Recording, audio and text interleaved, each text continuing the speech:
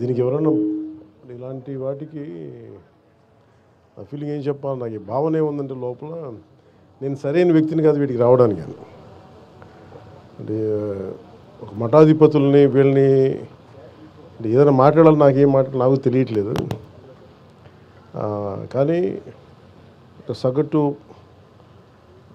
హైందవ ధర్మాన్ని పాటించే సగటు వ్యక్తిగా హైందవ ధర్మం అవమానపరుస్తున్నా, దాన్ని దిగజార్చేలా మాట్లాడుతున్నా, దానికి ఒక ఆల్టర్నేట్ వాయిస్ ఉండాలని కోరుకుంటాం. ముఖ్యంగా ప్రసార మాధ్యమాల్లో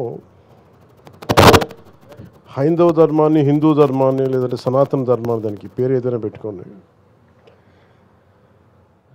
సనాతన ధర్మాన్ని కించపరిచేలాగా రకరకాల వ్యాఖ్యలు ప్రసార మాధ్యమాల్లో ఉన్నప్పుడు దానిని నిలబెట్టి దాని పక్షాన మాట్లాడే ప్రసార మాధ్యమాలు చాలా తక్కువ. ఇది కేవలం ఒక వ్యాపార ధోరణిని కాకుండా హైందవ ధర్మాన్ని, సనాతన ధర్మం కోసం గొంతు ఉండాలి, గళం ఇప్పాలి అని చెప్పి మహావంశీ గారు ప్రారంభించిన ఈ కార్యక్రమం, ఈ భక్తి ఛానల్, మహాభక్తి ఛానల్కి నిజంగా చాలా అవసరం ఉంది. మనస్ఫూర్తిగా వారికి నా ధన్యవాదాలు తెలుపుతూ ఉన్నాను.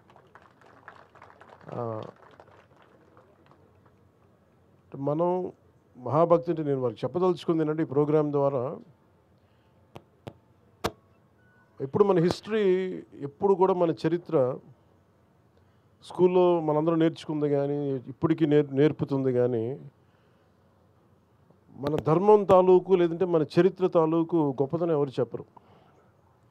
ఎంతసేపు అక్కడ ఓడిపోయాం, వాళ్ళు వచ్చి మొఘలాయలు వచ్చి కొట్టారు, లేదంటే బ్రిటిష్ వాళ్ళు వచ్చి కొట్టారు తప్ప మన చరిత్ర తాలూకు గొప్పతనాన్ని, సనాతన ధర్మాన్ని పాటించిన పరిపాలకులు ఎంత బలంగా చేశారు, అన్ని మతాలకి ఎలా స్థానం కల్పించారో చెప్పాల్సిన అవసరం ఉంది. కేవలం భక్తి కాకుండా చరిత్ర కూడా చెప్పాలి. దీనికి చాలా చాలా అవసరం అది. ఉదాహరణకి నేను మొన్న మదురై మీనాక్షి అమ్మ టెంపుల్కి వెళ్తే అక్కడ పూజారులు లోపల చూపిస్తా, ప్రధాన పూజారులు ఎలాగ మధురి మీనాక్షమ్మ మూల విగ్రహాన్ని ఎలా దాచిపెట్టారు, ఈ విదేశీ రాజులు వస్తున్నప్పుడు దాన్ని ముష్కరులు వచ్చినప్పుడు ఎలా దాన్ని కాపాడారు, చాలా కాలం తెలియదు. ఇలాంటి చరిత్ర నాకు వెళ్తే కానీ నాకు తెలియలే. ఇలాంటి మనని ముఖ్యంగా దాని బదులు ఒక పక్కనే దురాక్రమణదారులు వచ్చి ఎలాగ ఇదే మూల విరాట్ విగ్రహం అని చెప్పి ఒకటి దాడి చేశారు. అంటే శివలింగం ఉంటుంది, శివలింగాన్ని దాడి చేస్తే శివలింగం మధ్య కట్ అయిపోయింది. ఆ ఘాటు ఉంటుంది, కత్తి ఘాటు. కానీ అలాంటిది చరిత్ర అందరికీ తెలిస్తే, మన గత చరిత్ర తెలిస్తే ఇది ఎంత అవసరం మనకి, మనం ఎంత కాపాడుకోవాలి. మనం ఏమనుకుంటామంటే in the name of secularism అన్ని మతాలు సమానమే, కానీ అన్ని మతాలు సమానం అని చెప్పిన హిందూ ధర్మాన్ని పదే పదే అందరూ సాగు కొడతా ఉంటే మటుకు నాకు ఇబ్బంది అనిపించింది. నేనేమి బలమైన ఏమంటుందని ఒక మంకు పట్టుబట్టే లేదంటే ఒక మూర్ఖంగా పట్టుబట్టే హిందువుని కాదు నేను. అన్ని మతాలు బాగుండాలని కోరు, అది నా ధర్మం చెప్పింది.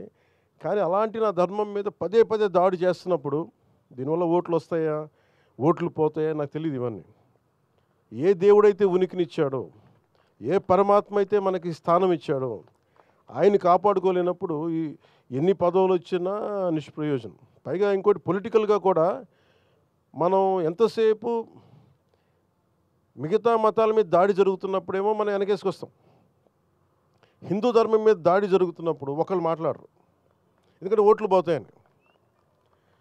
ఇది చాలా లోతుగా దీని మీద డిబేట్ జరగాలి. చరిత్ర గురించి మాట్లాడాలి, అన్ని చరిత్రలను కలపాలి. ఉదాహరణకి రుమేలా తాపర్ ఇలాంటి లెఫ్ట్ వాదులందరూ కూర్చొని మన ధర్మాన్ని, మన చరిత్రని, ఇతిహాసాన్ని చంపేశారు. రామాయణం కానీ భారతం కానీ అవి అవి మన చరిత్ర. అది దానికి ప్రతిదానికి ఆర్కియలాజికల్ ఇది ఉంటుంది. ఇవన్నీ కాకుండా మొన్నేదో నేను చదువుతా ఉంటే చాలా గొప్ప ఆశ్చర్యంగా అనిపించింది. మన కురుక్షేత్ర యుద్ధం ఎప్పుడు జరిగింది? It can be proven by astrological timeline. ఏ గ్రహాలు ఏ కక్షలో ఉన్నప్పుడు జరిగినాయి, నక్షత్రాలు ఎట్లా ఉన్నది, అలాంటి సమయంలో ఈ టైంలో జరిగింది అనేది మనం ఇప్పటికీ ఇప్పుడు వచ్చిన కంప్యూటరైజ్డ్ ప్రోగ్రామ్స్ ద్వారా ఒకసారి వెనక్కి వెళ్ళి చూసుకుంటే చాలా బలంగా మన సాక్ష్యాధారాలతో ఉంది. వేగ్గా శ్రీరామచంద్రుల వారు ఎప్పుడు పుట్టారు, దానికో ఈ పలానా నక్షత్రంలో పుట్టారు, ఈ టైం లైన్లో, ఇది మీరు తిరిగి వెనక్కి చూసుకుంటే it will be backed by scientific data. So అది మన చరిత్ర. అది దీనిని ఒక్కొక్కళ్ళు కూర్చొని దీన్ని వెటకారాలు చేసేవాళ్ళు, కించపరిచేవాళ్ళు, ఇవన్నీ చూస్తుంటే నాకు నిజంగా చాలా ఇబ్బంది అనిపిస్తుంది. అంటే నాకు ఒకసారి ఏమనిపిస్తుంటే ఓట్లు రాకపోయినా పర్లేదు కానీ నా ధర్మాన్ని నేను కాపాడుకోవాలి. ఇది నేను ఖచ్చితంగా తీసుకున్న నిర్ణయం. ఇలాంటి తీసుకున్న వ్యక్తులు చాలామంది, నేను ఒక్కనే కాదు, చాలామంది కోట్లాది మంది తీసుకున్నారు. వెటకారాలు చేసేవాళ్ళు ఎక్కువ. మీరు ఊహించండి, ఇంకే మతం చేసినా మళ్ళీ మన అన్ని జోకులు పడవు. హిందూ ధర్మాన్ని తిట్టేది ఎక్కువగా హిందూ ధర్మం మీద గౌరవం లేని హిందువులే. వెటకారాలు ఎక్కువ మనకి. అదే మీరు కూర్చోబెట్టి ఇంకే మతం గురించి మాట్లాడదామని మళ్ళీ భయం, వచ్చి ఇంట్లోకి వచ్చి కొడతారని భయం, అంతే. లేదా ఓట్లు పోతాయని భయం. నేను వంశీ గారిని ఏం కోరుకున్నానంటే, హైందవ సమాజానికి మీరు పరిరక్షించే దిశలో మీరు ప్రోగ్రామ్స్ ఉండాలని నేను కోరుకుంటా ఉన్నాను. ఎందుకంటే మనకి మొండిగా మూర్ఖంగా నేను మాట్లాడమని నేను అడగట్లేదు డిబేట్స్, కానీ రేషనల్ తోటి, లాజిక్ తోటి, ఒక హేతువుతోటి ఈ ప్రోగ్రామ్స్ మీరు, ఇది చాలా అవసరం. ఇది మూర్ఖమైన భక్తి కూడా మంచిది కాదు. అసలు ఏమంటుందని రేషనల్, ఒక లాజిక్ లేని, హేతువు లేని భక్తి కూడా మంచిది కాదు. హైందవ ధర్మం ప్రతిదానికి నిలబడద్ది, హేతువుకు నిలబడద్ది, పారిపోదు, మూర్ఖంగా చెప్పదు, ఇదే మన పర్మనెంట్ సొల్యూషన్ చెప్పదు. It is ever evolving religion. నిత్య నూతనంగా తనని ఆవిష్కరింపజేసుకునే ధర్మం సనాతన ధర్మం. అందుకని ఇలాంటివన్నీ కూడా నెక్స్ట్ జనరేషన్కి చెప్పాలి, కమింగ్ జనరేషన్స్కి చెప్పాల్సిన అవసరం ఉంది, మన చరిత్ర గురించి చెప్పాల్సిన అవసరం ఉంది. నైస్ డిబేట్స్ దీంట్లో రావాలని కోరుకుంటాం. మనస్ఫూర్తిగా హైందవ ధర్మాన్ని నిలబెట్టే ఈ ఛానల్ మనస్ఫూర్తిగా చాలా దిగ్విజయంగా ముందుకు సాగాలని కోరుకుంటూ, ప్రతి ఒక్కరికి, ఇక్కడ ఉన్న టీం అందరికీ కూడా, ప్రతి ఒక్కరికి పేరు పేరున నేను నా శుభాకాంక్షలు తెలియజేస్తాను. It's a great opportunity. నాకు కూడా చాలా గొప్ప అవకాశం ఇది. ఎందుకంటే చాలాసార్లు అనిపిస్తుంది, అయ్యప్ప స్వామి పడి పూజ చేస్తుంటే దాని మీద వెటకారాలు చేస్తారు. ఒక్కసారి ఎందుకు నేను చాలా బలంగా హైందవం సనాతన ధర్మం గురించి మాట్లాడతానంటే, నా ధర్మం నేను కాపాడుకోలేని వాడిని మిగతా ధర్మాలు నేనేం కాపాడగలను. అందుకని చాలా బలంగా, అంటే ఏమైపోయిందని ప్రతిదీ ఇది మాట్లాడాలంటే ఓట్లు పోతాయి అంటారు. రాజకీయాల్లో లేని వాళ్ళు కూడా ఓట్లు పోతాయి. అందరం పొలిటికల్లీ రైట్ అయిపోయాం. అదే మీరు మిగతా మతాల గురించి మాట్లాడితే ఎవరికి ఇబ్బంది ఉండదు. వాళ్ళని చేస్తేనేమో సెక్యులరిజం, హైందవ ధర్మం గురించి మాట్లాడితేనే మతోన్మాది. ఇలాంటి పిచ్చి డిబేట్స్ ఎక్కువైపోయినాయి. ఇది కండిషన్.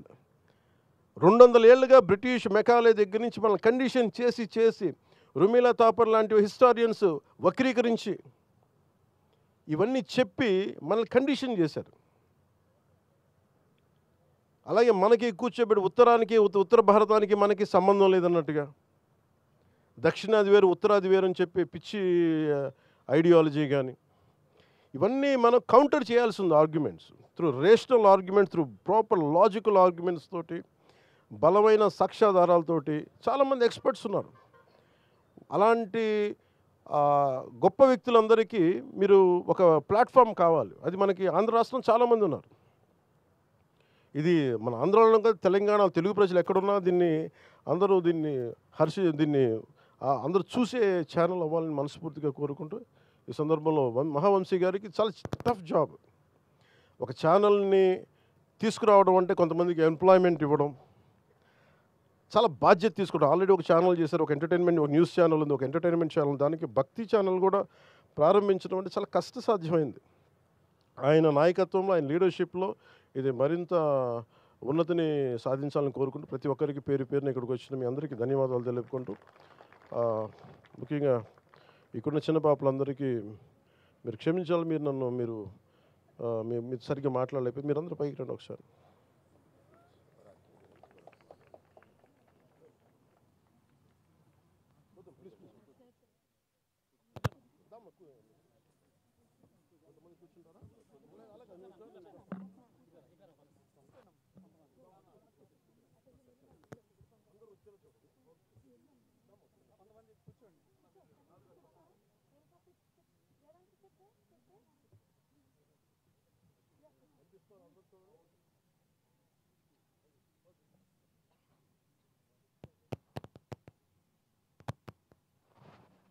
ఇది మన సంస్కృతి కదా, మన సంస్కృతిని మనం చేయకపోతే ఇంకెవరు చేస్తారు? ఆ గౌరవం ఇచ్చి తీరాలి మనం.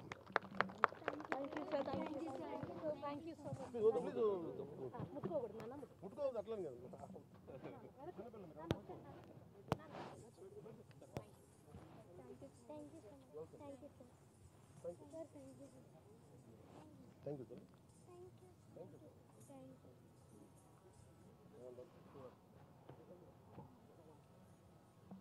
యాక్చువల్గా వంశీ గారు నన్ను శివరాత్రికి అడిగారు నన్ను రమ్మని, కానీ శివరాత్రికి నేను నా పూజల్లో ఉంటాను. అందుకని ఒక 2 రోజుల ముందే రమ్మన్నారు, అంతేనా? ఒక 2 రోజుల ముందు రమ్మన్నారు. సో వచ్చి అట్లీస్ట్ లోగోని ఆవిష్కరించమంటే వచ్చాను. సో మనస్ఫూర్తిగా వారికి నా ధన్యవాదాలు. అలాగే ఇక్కడ వేద పండితులందరికీ కూడా నా మనస్ఫూర్తిగా నా ధన్యవాదాలు తెలియజేసుకుంటూ సెలవు తీసుకున్నాను. ఓం నమః శివాయ.